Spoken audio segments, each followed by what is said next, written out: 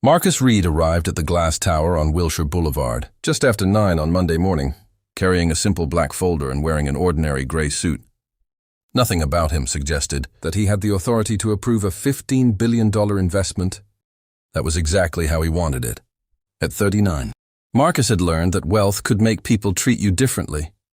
After becoming a single father to his 8-year-old daughter Ava, he had deliberately kept his personal life private. He drove an older sedan, lived in a comfortable but modest neighborhood, and avoided flashy watches, expensive restaurants, and luxury cars.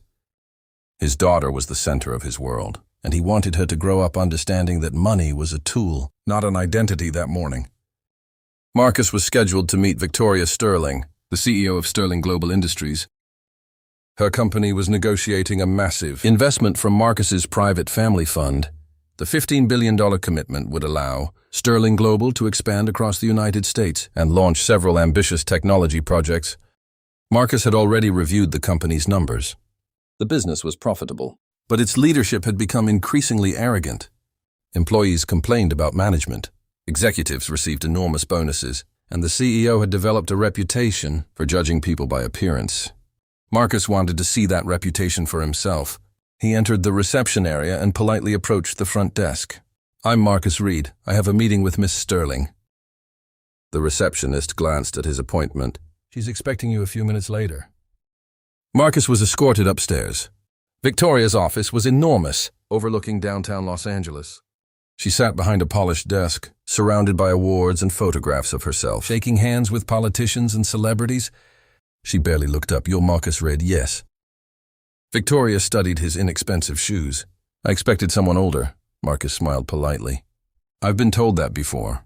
She gestured toward a chair. "Sit." Marcus placed the investment proposal on the table.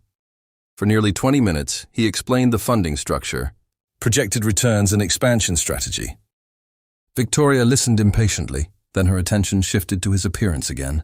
"You're the person controlling the $15 billion investment." "Yes," she laughed softly. "I expected a billionaire." Marcus remained calm. "Why? Because people who control that kind of money usually look like they belong in this building." Marcus closed his folder. Perhaps appearances aren't the best way to evaluate someone. Victoria leaned back. "You're here because you need us as much as we need you." Marcus said nothing then. Victoria pointed toward her shoes. "They're dirty." Marcus looked at her. She smiled coldly. "Clean my shoes or leave." The room went silent. Marcus stared at her for several seconds, then he slowly picked up his folder. "I think I'll leave." Marcus walked out of Victoria Sterling's office, without raising his voice or showing anger. The executives sitting around the conference table watched him leave in stunned silence. Nobody dared to speak after what had happened. Victoria had expected him to apologize, perhaps even beg to continue the meeting. Instead, he had simply collected his folder and walked away.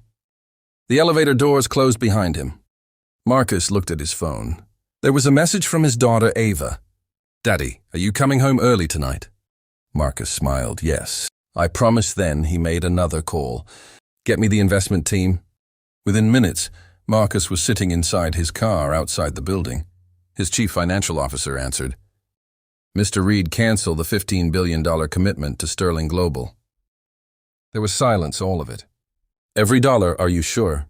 Marcus looked up at the towering headquarters completely. The CFO understood immediately.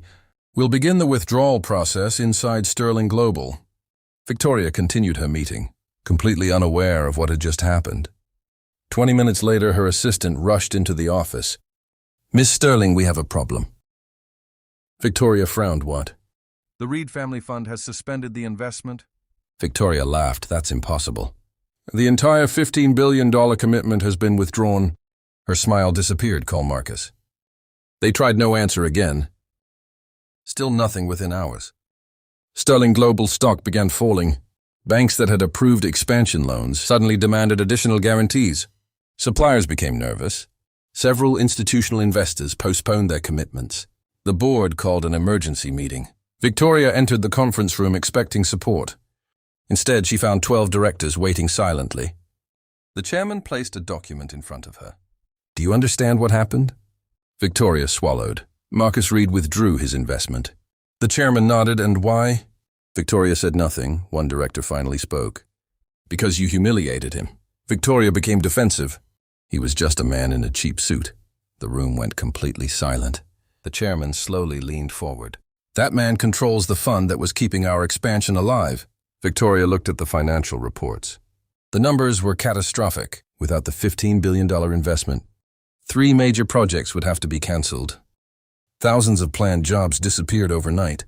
The company could survive, but only after massive restructuring. Then another document was placed before Victoria. The board had voted to remove her as CEO. Her face turned pale. "You're firing me." The chairman answered calmly. "You didn't lose the company because Marcus withdrew his money. You lost it because you forgot that respect matters more than wealth." Hours later, Marcus arrived home. Ava ran toward him and wrapped her arms around his waist. "Daddy, you came early." Marcus hugged her tightly. She looked at him. "Did you have a bad day?" Marcus smiled, not really. He had learned an important lesson again. Money could build companies, but character determined whether they deserved to survive.